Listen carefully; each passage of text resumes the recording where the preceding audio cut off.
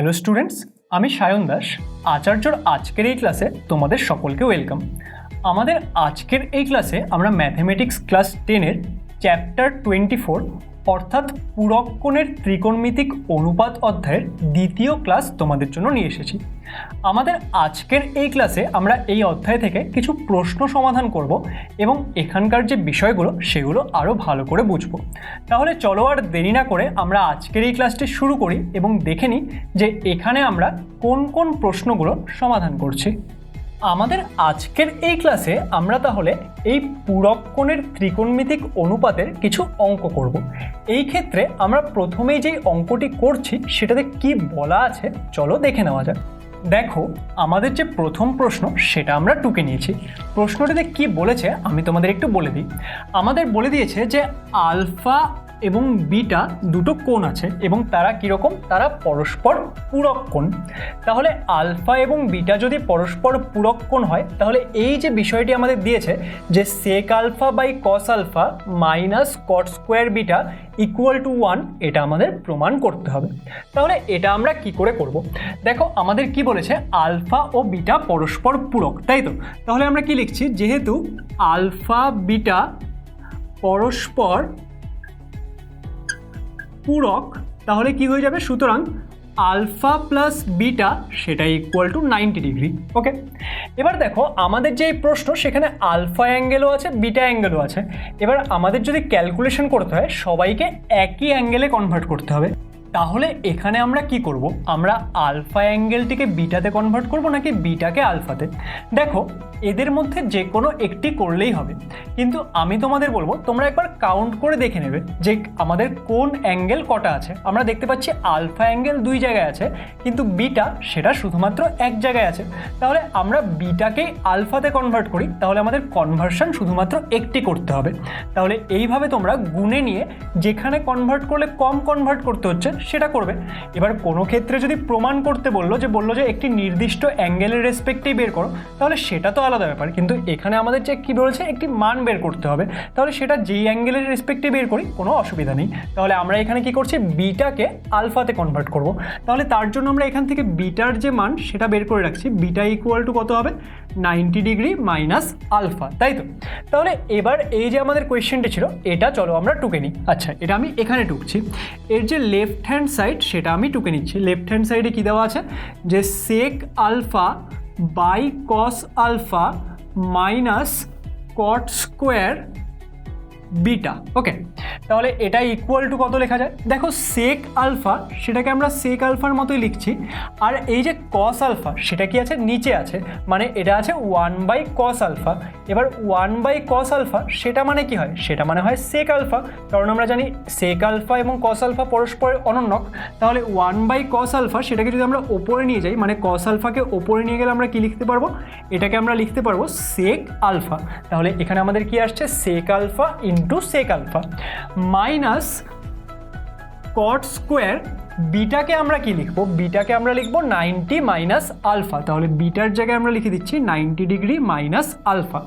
তাহলে এটা equal to কি আসবে, দেখো sec alpha into sec alpha মানে কি, সেটা হলো আমাদের sec square alpha minus cot square 90 degree minus alpha. এবার এই যে স্কোয়ার আছে সেটাকে একটুক্ষণের জন্য আমরা ভুলে যাও। Cot square 90 degree minus alpha মানে কি, কট 90 ডিগ্রি মাইনাস আলফা তার স্কোয়ার, তাই তো? এবার কট 90 মাইনাস আলফা সেটা কি, সেটা পূরক কোণের যে ফর্মুলা সেখান থেকে আমরা কি পাবো, কট 90 মাইনাস থিটা সেটা মানে কি হয় ট্যান থিটা। তাহলে কট 90 মাইনাস আলফা সেটা কি হবে, সেটা হবে ট্যান আলফা। এবং যেহেতু এখানে স্কোয়ার আছে তাহলে আমরা কি লিখছি, আমরা লিখছি ট্যান স্কোয়ার আলফা। ওকে, তাহলে এটা আমরা পেলাম। এবার এই যে আমরা বিষয়টি পেলাম, এটা দেখো আমরা কিন্তু আমাদের আগের অধ্যায়ে ফর্মুলা শিখেছিলাম যে sec square theta minus tan square theta সেটা ইকুয়াল টু কি হয়, সেটা ইকুয়াল টু হয় 1, তাই তো? এবার এখানে থিটার জায়গায় শুধুমাত্র আলফা কোণ আছে, তাহলে কোণ যা ইচ্ছা থাক সেটা তো আমাদের কোনো ব্যাপার না, দুটার ক্ষেত্রে একই কোণ থাকলেই হলো। তাহলে sec square alpha minus tan square alpha সেটা ইকুয়াল টু আমরা কি লিখতে পারবো, সেটা ইকুয়াল টু হবে 1। আর আমাদের কি প্রমাণ করতে বলেছিল, আমাদের 1 প্রমাণ করতে বলেছিল। তাহলে এটা ইকুয়াল টু আমরা কি লিখে দিচ্ছি, RHS বা ডান পক্ষ, আর আমরা লিখে দিচ্ছি প্রুফড। তাহলে আমাদের যে এই প্রশ্নটি এটা কিন্তু আমরা এখানে সমাধান করে নিলাম। এবার চলো আমরা আমাদের পরবর্তী প্রশ্নতে চলে আসি। আমাদের যে পরবর্তী প্রশ্ন সেটা এখানে আমরা টুকে নিয়েছি। দেখো প্রশ্নটিতে কি বলেছে, cot 12 degree, cot 38 degree, cot 52 degree, cot 78 degree এবং cot 60 ডিগ্রি, এরা সবাই কি হয়ে আছে, এরা সবাই গুণ হয়ে আছে, তাই তো? এটা ইকুয়াল টু আমাদের প্রমাণ করতে হবে 1/√3। তাহলে এই মানটি আমাদের আনতে হবে, যে এই যে পুরো বিষয়টি দেওয়া এটা ইকুয়াল টু আমাদের প্রমাণ করতে হবে 1/√3। তাহলে সেটা আমরা কি করে করব? দেখো এই ক্ষেত্রে যদি তোমরা লক্ষ্য করো 12 ডিগ্রি এবং 78 ডিগ্রি তারা কি, তারা পরস্পর পূরক কোণ। একই রকমভাবে 38 ডিগ্রি এবং 52 ডিগ্রি তারা কি, তারাও পরস্পরের পূরক কোণ। আর 60 ডিগ্রি তার কোনো পূরক কোণ কিন্তু এই ক্ষেত্রে দেওয়া নেই। তাহলে এক কাজ করি, যাদের পূরক কোণগুলো দেওয়া আছে তাদেরকে আমরা একটার থেকে অন্য অ্যাঙ্গেলে কনভার্ট করি। আমরা আইদার চাইলে 12 ডিগ্রিকে 78 ডিগ্রিতে বা 78 ডিগ্রিকে 12 ডিগ্রিতে কনভার্ট করি। একই রকমভাবে 38 এবং 52 তাদেরকেও আমরা কনভার্ট করি। কিন্তু এই ক্ষেত্রে মনে রাখবে, দেখো আমরা যদি 12 ডিগ্রিকে 78 ডিগ্রিতে আবার 78 ডিগ্রিকে 12 ডিগ্রিতে অর্থাৎ দুটাকেই কনভার্ট করে দিই, তাহলে কিন্তু আমাদের কোনো লাভ হবে না। আমরা যারা পূরক কোণ তাদের মধ্যে যে কোনো একটিকে কনভার্ট করব। তাহলে এখানে আমরা এক কাজ করছি, ধরুন আমরা এটা এবং এটাকে কনভার্ট করে দিচ্ছি, এটাকে 78 ডিগ্রিতে এবং এটাকে 52 ডিগ্রিতে। তাহলে কি আসবে দেখা যাক। তাহলে cot 12 ডিগ্রি সেটাই কি লেখা যাবে, cot 90 ডিগ্রি মাইনাস 78 ডিগ্রি। একই রকমভাবে cot 38 ডিগ্রি তাকে কি লেখা যাবে, 90 ডিগ্রি মাইনাস 52 ডিগ্রি, তাই তো?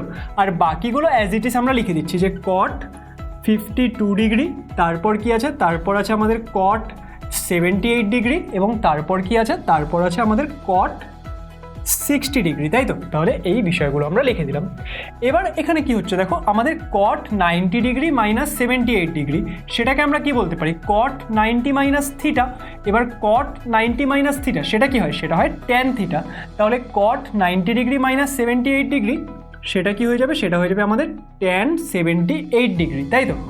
এখানে কি হবে, cot 90 মাইনাস 52, তাহলে এটা কত হয়ে যাবে, tan 52 ডিগ্রি ইন্টু কত থাকছে, ইন্টু থাকছে আমাদের cot 52 ডিগ্রি ইন্টু এই ক্ষেত্রে থাকছে আমাদের cot 78 ডিগ্রি, আর কি থাকছে, আর থাকছে cot 60 ডিগ্রি। তাহলে এটা ইকুয়াল টু আমরা আবার কি লিখতে পারবো, দেখো tan 78 আর cot 78 তারা কি পরস্পরের অনন্যক।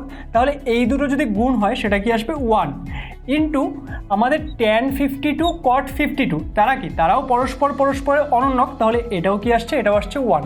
আর কে বেঁচে থাকলো হচ্ছে cot 60 ডিগ্রি। এবার cot 60 ডিগ্রি তাকে তো আমরা আর কারোর সঙ্গে গুণ করতে পারছি না, তাহলে এই ক্ষেত্রে আমরা cot 60 ডিগ্রির যে মান সেটা বসিয়ে দিচ্ছি। cot 60 ডিগ্রির মান কত হয় সেটা আমরা সবাই জানি 1/√3, তাই তো?